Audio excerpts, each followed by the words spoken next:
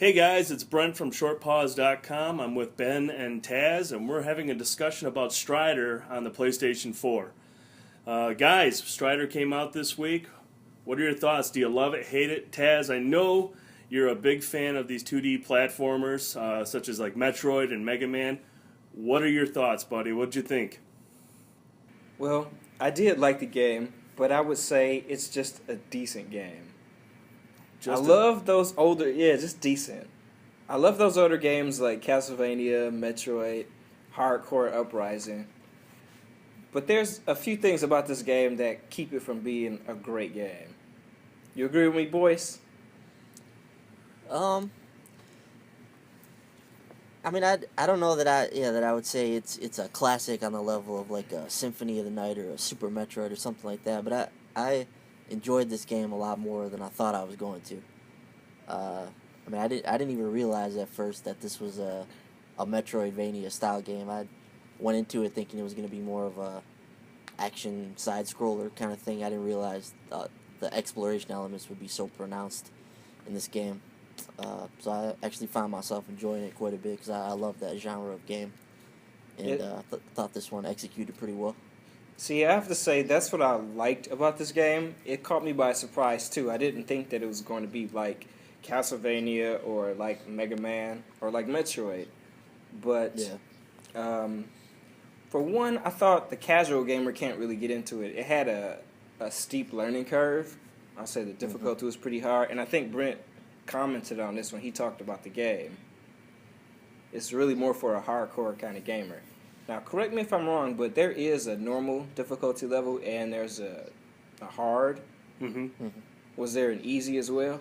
Yes, there is. there is an easy on there. Oh, well then that took the words out of my mouth right there. Maybe it is for every gamer. I haven't tried it on easy, but I know Yeah, we normal don't- is pretty hard. Yeah, we don't talk about easy. One thing I did want to say though is the controls. I hate using the analog stick for a 2D game.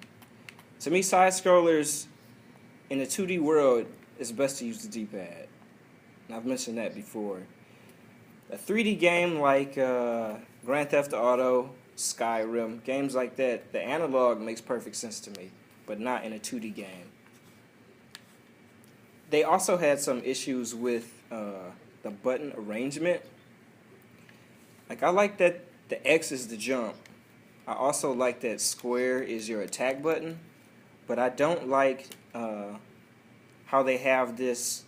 They got plasma weapons. Let me Yeah. back that up and say it. You have 4 different weapons in this game. You've got your reflect blade, you've got your fire blade, your ice blade, and your magnet. Is that what Yeah. the thing is called? Yeah, magnetism or whatever. Okay, to me, it doesn't make much sense to have those things on the left side for your thumb to reach because you can't run and evade attacks and switch weapons at the same time. Did either of you have that issue while you were playing it? I had that issue. It took me a while, and like, I'm gonna come at it from another angle. I am actually, when it comes to 2D platformers, I would say I'm a casual gamer when it comes to that genre. But at the same time, I enjoyed the challenge. Like, it took me a while. When I jumped into it and started playing, I had, at first I thought, oh, this is just going to be a run-of-the-mill, hack and slash, move on to the next chapter, so on and so forth. But I realized after a while, once I started obtaining those abilities, the different type of ciphers, the plasmas and whatnot, that there was a lot more depth to the game. It took me some getting used to, but I really found myself enjoying the challenge because it is a hardcore game. Even on normal, I found it extremely frustrating early on. You guys got my text messages. I was this close to planting my controller through my TV, but it's a game where I only had myself to blame when I failed because I wasn't exploring the other abilities. I wasn't trying out switching things up on the fly, which is tough to do because this game's AI is brutal. I mean, there were more than 100 instances where I would get knocked down by one enemy, and then immediately 2 other guys are hammering me while I'm trying to recover. So there's very little room for error in this game, and I really enjoyed that aspect of it. But yes, when you are controlling with the controller, you are going to find yourself bouncing around all over the controller, and that takes some getting used to. I agree with that 100%. Yeah, that's what I mean with all the enemies. I found some situations where you said you can get bombarded with a lot of different enemies attacking you at once. Sometimes you will face an enemy that has like an ice shield, Hmm. and then right behind him is an enemy with like the flame shield, and Hmm. they're both shooting at you at the same time. So to avoid their bullets, you have to quickly switch to one sword, attack this guy, and then run up on the next one and switch swords and hit him. The way they all hit you, you can just keep getting dropped with missiles over and over, and you can't, like, the moment you get up, you're back down on the ground. So that's why I think the controller configuration could have been done a little bit better. I mean, myself personally, I actually didn't have an issue with the controls. As far as the analog stick and the D pad goes, I mean, I really haven't used the D pad in 15 years for anything other than like fighting games, or so I'm pretty much used to the stick now. I use it when I play anything really. So the analog stick wasn't really an issue for me. Yeah, and seeing all differences aside, I mean, yeah, I mean, I can understand why it would be nice to have the D-pad for configuration, but like Boy said, I like the idea that you have to master the controls, which I would almost say, I mentioned this in my review, watching somebody play this game, I'm sure, to see them bouncing around between the abilities on the fly, it's almost like an art form, I think, playing a 2D platformer. It seems like it would be more like an art form to watch somebody play that way, and I look forward to going back and trying to go for a couple of those gold trophies and more improving on my ability. But I mean, the D pad I can understand, but I guess it's all just a difference of opinion. How you approach the game, whether you're excuse me, a weathered 2D platformer, or if you're just new to the genre. I think it works both ways, but I can understand why you would want that D-pad control in there. So, other than the controls, what else did you guys think about the game? What else did you guys like about it? Didn't like about it? Well, I thought the gameplay was really good, and it was silky smooth. The 1080p 60 frames per second was really cool to play in a 2D platformer like this. It conveyed the sense of speed and the quick abilities that Strider has. I thought was pretty cool. The one thing I wasn't too fond of was the world itself. It's a little bit of a sterile world. A lot of the environments are similar. I mean, it comes with the environment of the game. You're fighting robots, and there's a lot of technology, so there's a lot of steel and a lot of industrial settings in the game, and that's cool and everything. The story's bare bones, doesn't really at least I don't put much I don't put much in terms of my enjoyment of the game into a story for this type of game. To me, this is a gameplay driven type of game. But when you look at something like a Symphony of the Night, or like a recent hit, Guacamelee, I really loved the variety of environments, the colorful graphics, and all of the different enemy types that you would come across in that game. This game just felt a little more sterile to me in terms of that. What did you guys think about the world? Yeah, I would say the same thing about the world. Part of what builds the world, I think, is the music. Mm-hmm. And a game you just mentioned, Symphony of the Night, Castlevania Symphony of the Night, it had what I thought was really great music. It Yeah. made me felt more immersed in that world. Mm-hmm. I played over 9 hours of Strider, and I cannot tell you what any of the music sounded like. Like, I would have to turn it on right now and go just dedicate or focus on the music to tell you what it sounded like. Did you Yeah, have that? I agree with that too. In fact, the last one of the last sections I was in, I felt like there's like this weird like circus sound of music that was playing. I don't know if you guys remember it, but it seemed like it was playing forever. I mean, I must have been on this same track for an hour or so, and I definitely agree that the music was kind of an afterthought in this game. It wasn't really a memorable score. And then the number. Go ahead. Well, I was gonna say that makes three of us. I didn't, as far as presentation goes, the like Ben said, the level design kind of ran through every different area, kind of bled together. There wasn't much separation between each one, and that kind of can add kind of a repetitive feeling to it. You're like, okay, I've seen this before. But I mean, I take I look at that and I see, hey, this is a $15 game, so I'm not sure how much they could really do as far as like presentation goes. I got to agree with both you guys that the soundtrack. I am a huge fan of downloading video game soundtracks to listen to when I'm at work and whatnot. And when you see a game like Strider, you're like, oh, sci-fi, action. I'm thinking there's going to be a bumpin' techno soundtrack or something that's going to keep me going through the day. And I told Taz this. There wasn't anything about the soundtrack that made me say, God, I wish this was on iTunes. I hope this is on iTunes or something like that. There was just that was really disappointing. Was the soundtrack big time? Now, Boyce said that the game seemed, what were your words? Sterile. It just all seemed kind of a sterile environment. Yeah, I felt the same way about the enemies. Again, you look at a game like Metroid or Castlevania or even or Mega Man. This game reminded me a lot of Mega Man.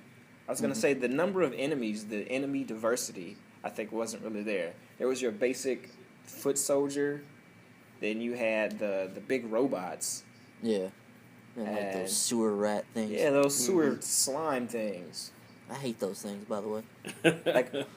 All right, were there more? There were those spider things too. Yep. But they were also robots. I think that's pretty much all that was in this game. Yeah, they were all like various variations of robots, and it's kind of went with that industrial, technological feel to the game. Right. The one thing in terms of enemies that I did like though, I thought the bosses were really cool in this game. Some of them were challenging, but I never felt that they were unfair. The last boss I thought was really cool, really harkened back to those old school, epic boss battles that you used to play in these 2D side scrollers when you were a kid. Something like you would get to Dr. Wily in Mega Man, you'd beat his first form, then there's his real form and all that kind of stuff. I thought the bosses were fun in this game. You too, Brent? Well, this is where I separate myself from you guys as far as platformer gurus go. When I first started playing, the first couple of levels that you go through on Strider, it's not extremely difficult. I mean, you can go through, you're running through all these small foot soldiers and these little mechs that show up. They take some getting used to. And then that sort of set my mind, they had my mindset at like, oh, this game isn't too tough. And then you go into these boss battles, and it's a kick in the nuts. You're like, holy cow, I am not ready for this. And I died 100,000 times, I swear, in this game. But that's where I kind of want to give Strider some credit, is even though I was constantly getting hammered by these boss battles, and I was texting you guys like crazy, like, I don't know if I'm going to be able to finish this game. It's so frustrating. But at the same time, it was every time I got killed or I made a mistake, I learned a little bit more about what I was doing wrong and what I could change to give myself the advantage that I needed to beat that boss. And when you do beat that boss, the sense of accomplishment is awesome. I mean, I really felt like, man, that was tough. And sure, it feels like the deck is stacked against you. But once you do get that win, once you do beat that boss, it's just a sense of accomplishment that very few games give you when it comes to boss battles. I feel boss battles last gen, with the exception of a couple of games, have gotten kind of, I think their developers have gotten to the point where they're kind of catering to gamers, making things a little easier, where Strider boss battles, especially a couple of the later ones, really make you earn your keep when it comes to beating them. So I really did dig the boss battles, even though they're frustrating at first. Finding out a way to beat those bosses was very rewarding. Yeah, I agree with you there. Something else I did want to say, though. Mm-hmm. We said that this game is very much Castlevania, Metroidvania, I'll say. Mm-hmm. One thing that this game did not do as well as those two games, I thought, was the items. Now, what I mean is, if you play Castlevania, there was such a diversity of items, and when you gain an item Castlevania or Metroid, it was more like, yes, I finally got this thing, and I can do this. Or in Castlevania, you got such a wide variety of weapons. Like, you got some weapons that have special abilities. You, like, do the down-forward attack move in Castlevania, and your sword can do some magical power. Or you have weapons that can turn people into jewels, or that can make coins and things like that. To me, this game, when you finally found new items, it was almost like, I could have taken it or left it. Kind of get what I'm saying? I'm gonna have to respectfully disagree. Getting my butt kicked early on, every time I found a health upgrade, I was pumped. Okay, I needed that stuff. Or anytime I got the energy build up where you got more energy, I was ecstatic. I mean, I was really excited about finding these collectibles, but that's just simply because not knowing how to approach this game, I needed those little boosts, those little advantages to help me get past these certain bosses. So I really enjoyed finding the collectibles. I was excited every time I found one, and it makes me want to go back and find them all, because I think maybe it'll change. I'll have a different experience now that I know how to play certain bosses, and if I have those boosts, I think it'll be a better experience. So I was really excited about finding those collectibles. Yeah, see, for me, all the swords are pretty much the same. It just helped you kill a different enemy if they were ice or fire or something like that. But there was no real difference in the swords. Except for that one magnet one that had the boomerang effect. Mm-hmm. Okay, I'll give you that. But because games like Castlevania and Metroid had such an assortment, such an array of different weapons, like Castlevania, you could beat that game and you could go back and play it and know that there's all these extra things, all these extra items and weapons that you can go back and get, because they're so different than the other set of weapons that you have, that you want to go and get those. To me, this game, there's nothing like that. I wouldn't want to go back and play it just to find those items. Mm-hmm.